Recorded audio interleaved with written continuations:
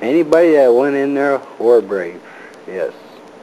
No matter who they were or anything there was really heroes, and a lot of them didn't even get a chance to do anything either, because they got killed right in the water or drowned or something. At this point in time, 40 years later, do you ever find yourself maybe sitting back and thinking, why was I one of the lucky ones who survived and made it through that day? Yes, I really am surprised how I made it, and never got hurt, never got a scratch or anything. Really surprised how I really did it. I think God was looking down on me, and some of my other buddies there too. There's one buddy I chummed around from South Carolina. He was with me all the time, and he never got hurt neither. And so it was really surprised there about all the stuff a guy goes through and not get hurt. And then some other guys were getting hit the moment they Yes. stepped off their boats, right? Yes. Without doing anything or nothing there.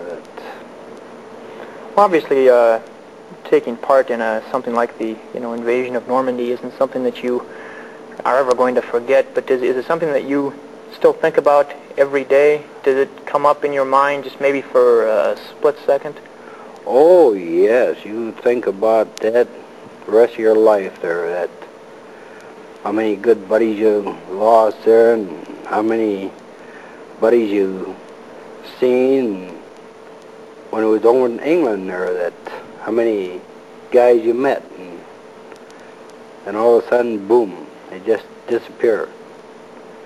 In our outfit, 37th Engineers, we have reunions every 2 years now. Used to have it every 3 years, but we cut it down to 2 because we're getting older. Mm-hmm. And we have them different places, and we just talk about the good times what we had there, like in England there, and when we got a break there from the front and different places like that, we just talk about good times. So you try not to dwell then too much on the horror of the war? No, we just try to put that in the background there and talk about the people we met and over there and see their happy faces, and they do anything for you over there. After we came over there, that heck, they brought out the wine and different stuff and food for you, in which they didn't hardly have anything. But then we give them our K rations and gum for the kids and chocolate. So really made the kids happy and everything. Yeah. So out of what would have, what was in some ways a horrible experience, you also got a chance to see a lot of things, and there were good times too, right? Oh yes. Oh yes. Wasn't all bad times there. That we've seen a lot of country, but a lot of them cities were just bombed out there too. That it ain't like it is nowadays there, that all built up and everything. It was bombed out, and so I couldn't tell you what it looks like now. Yeah, you have not been back. I know a lot of veterans are going back, or had been going back for the anniversary, and you have not been back there. No. A lot of my buddies, they went back for this big dunes here now. So they're over there now and looking. They went on a tour there to England, and then they was going to go all the way where all the stuff what we did and all that on Normandy, and to look everything over. How far did you were there, I know, for about 3 months then. How far did you go in you know, towards the front? I think you said you'd gone all the way to Frankfurt. Was that right? Yeah, we got up to Frankfurt there. And so what did you do the whole time you moved along? The engineers, you kept doing all the building? All the buildings and stuff, wherever our Army needed us there, up toward the front to build bridges or anything. Like on the Rhine there, we had built pontoon bridges, so the infantry could get across and the armored division get across there. Did you find yourself having to do much combat duty later on, or was it mostly just when you were in Normandy and in the actual first day of the invasion? Well, it was mostly in Normandy invasion there, but then we got in quite a deal on the Rhine there, crossing that. What time of the morning was it that you hit the beach? Do you recall approximately what time it was? Well, it was about 7 o'clock when we landed there. It was real early in the morning there. See, the Rangers went in first. Then we were supposed to go in there and make way for the infantry and the armored division so they could go right up on the beach. We were supposed to clear the mines out. So you were then among the first troops to be in there, right? And we were supposed to clear all the stuff out of the beaches so the boats could land. So you had no idea then really what, I know you had told me earlier that you had no idea what really was happening. They hadn't told you a whole lot, you know, when you would be going in or how many men would be in there before you. And no, no, they never said nothing.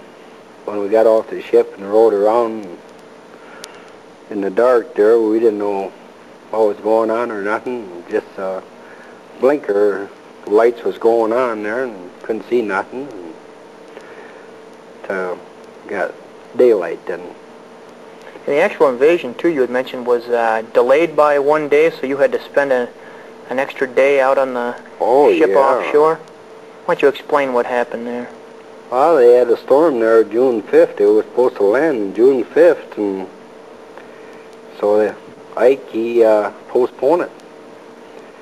And he was going to postpone the whole work till he got a weather report from experts that supposed to be a let-up on June 6th.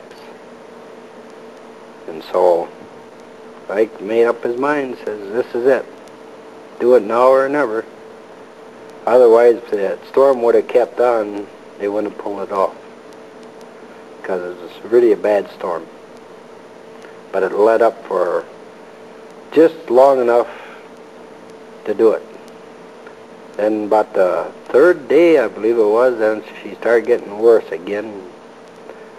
About the channel really working up. And they had to put these breakwaters.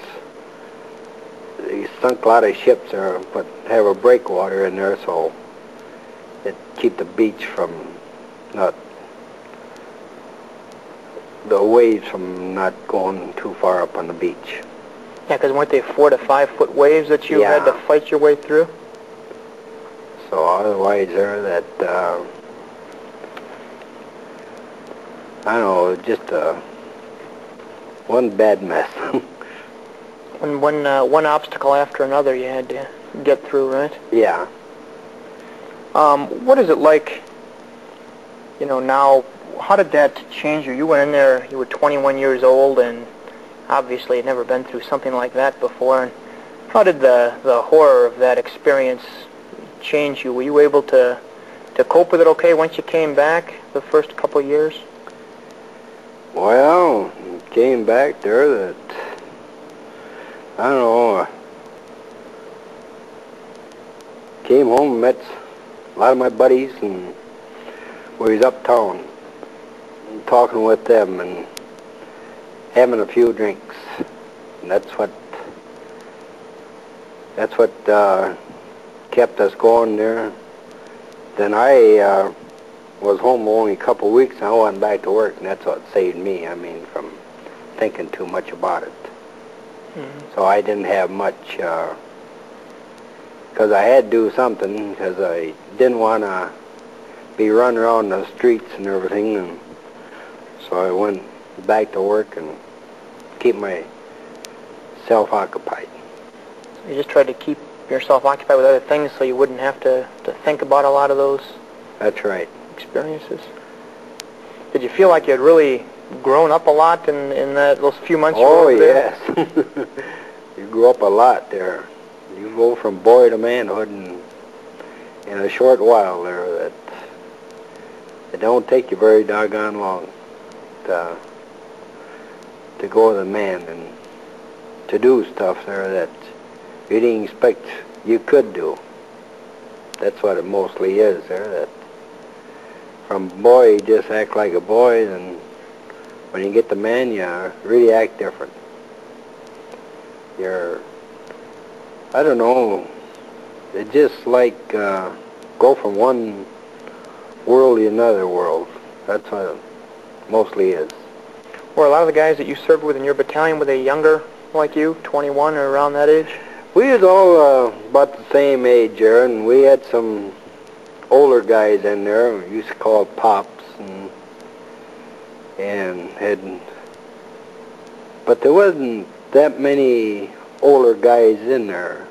A could have been about 2-3 years older, and some were younger, and we had one guy in there that lied his age, and he enlisted, and so just to get in the service, and he got in our outfit. So it just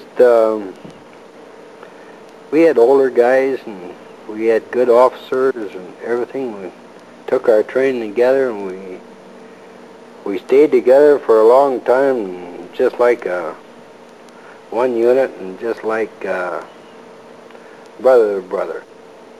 That's what we mostly was. So we helped each other out, and if anybody got in trouble, we helped them out, and they help you out.